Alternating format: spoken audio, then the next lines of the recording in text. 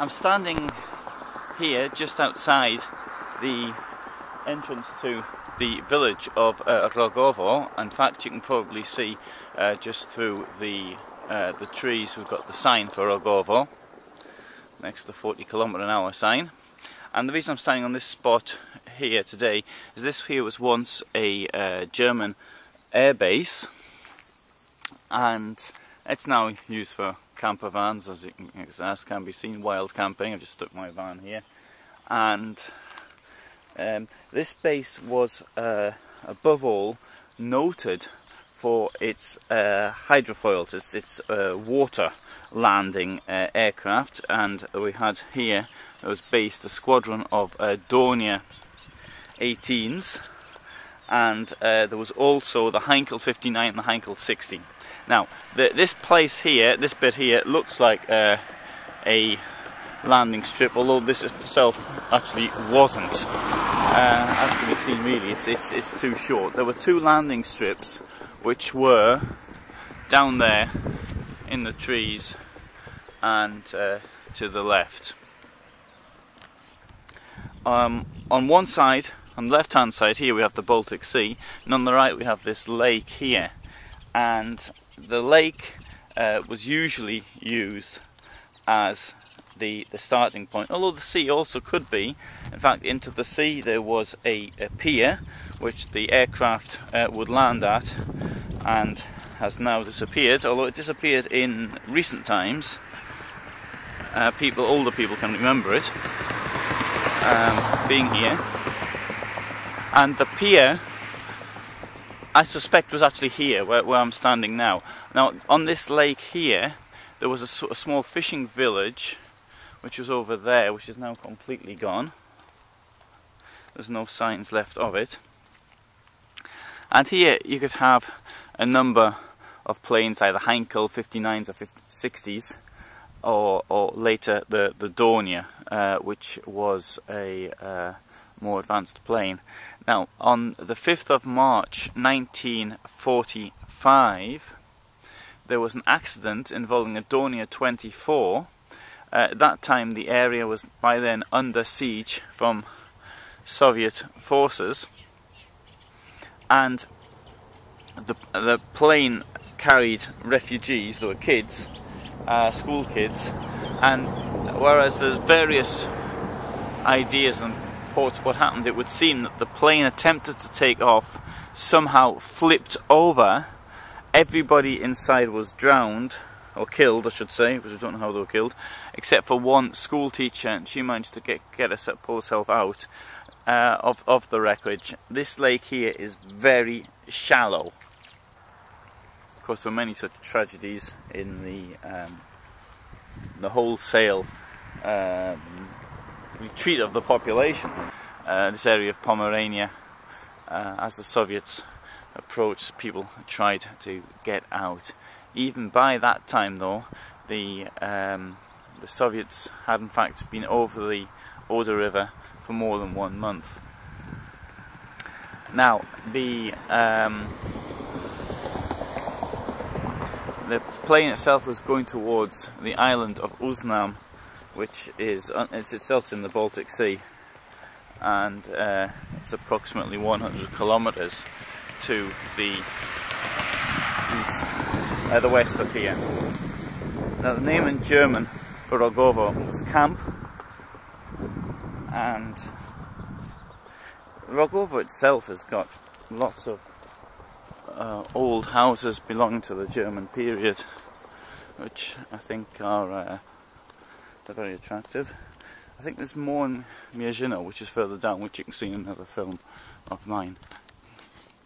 I'm going to walk over here now and see if I can find the place where the planes used to land in the sea. So there we have the camping spot, the lake, and to show how close the sea is, in fact, just walk down this road path down here, and the sea is over the top of the brow of the hill over there, so it's really close. I mean, it's a really beautiful coastline. I mean, you can see today, obviously it's the 29th of June 2011. You've got wonderful weather, sun, absolutely outstanding. At the coastline along most of the Polish coast, and the German for that matter, you've got the pine forest, and then which leads up to a dike and then drops down to the beach. This is quite a common setup. I'm walking towards it now, as can be seen. Now, this path here, I believe, was the path leading to where the promontory was, at which the planes were actually parked, whatever the word is. Now, there was also hangars which still can be seen inside in the town. After the invasion and occupation of Norway, some of them moved there, and other planes also moved to France. I think it was to Brittany, and there they could work on things such as supplying U-boats or reconnaissance or short-range naval activities.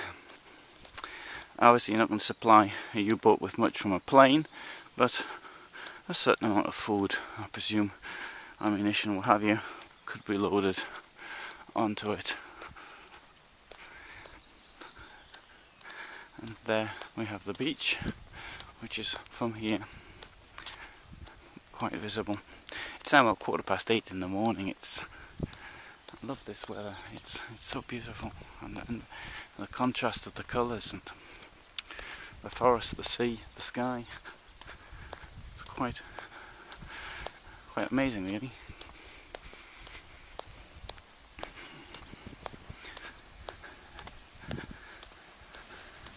So these slabs I'm walking on were laid down, I presume, in the period of military expansion in Nazi Germany. I could be wrong,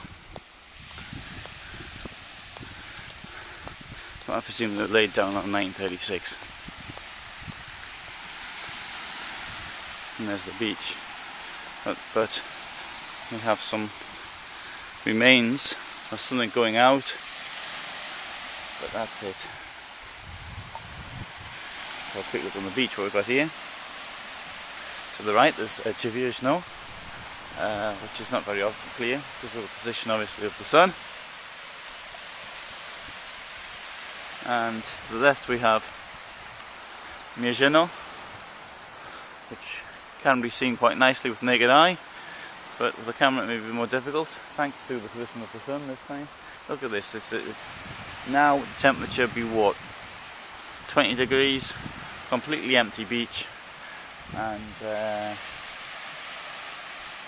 if you're not interested in history, then you've always got this wonderful beach to come down to and sit on. I think it's quite absolutely outstanding, in my opinion.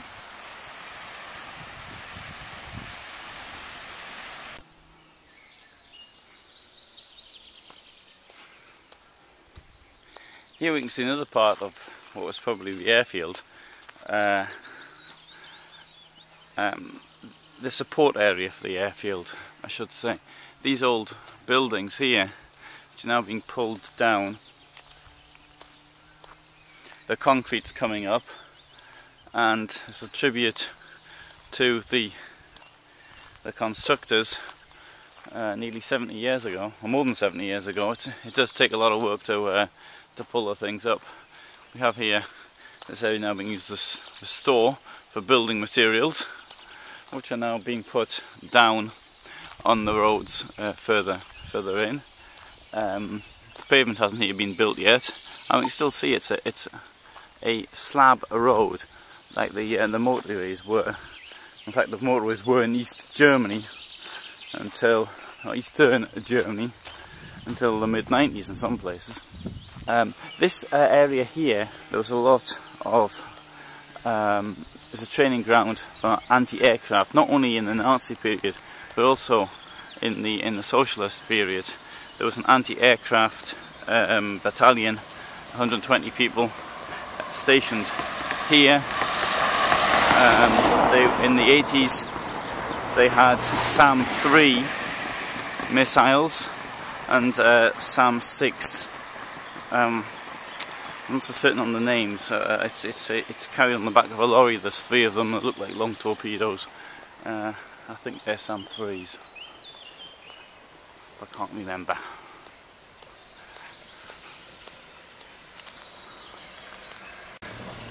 Well, we can see people here working, making a new pavement and road, possibly all funded from the European Union.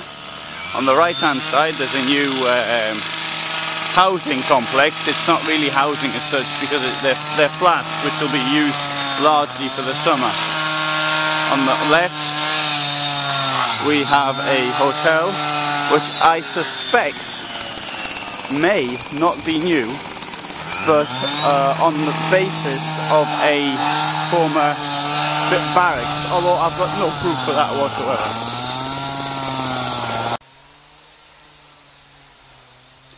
I suspect these are some kind of support buildings for the airbase, both in Nazi and in socialist times. At the lake there, and the airbase itself. The land airbase, the landing strips, are just down there. There's not really anything to be seen now.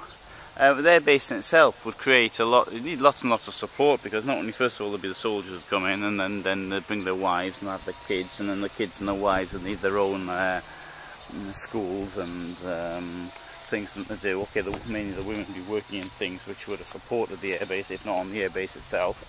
And but then once you got the kids and whatever, you need doctors and all the rest of it to support them. So that's how something like this could actually grow. The building here on the right, as I said earlier, I suspect is, I'm not actually 100% certain, but it's been built in the same style anyway. It could be, but that definitely here on the left, that's definitely some support building.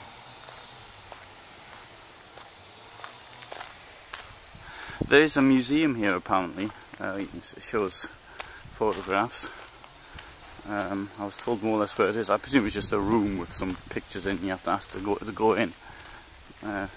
We were staying here at the place called. I'll give the address in fact, Rogowo 48, I think it was, 38, and it was a very, very nice place to stay. 180 watt a night. Cabin, 4 people in there. Very nice garden, really close to the beach, and an excellent weather like this.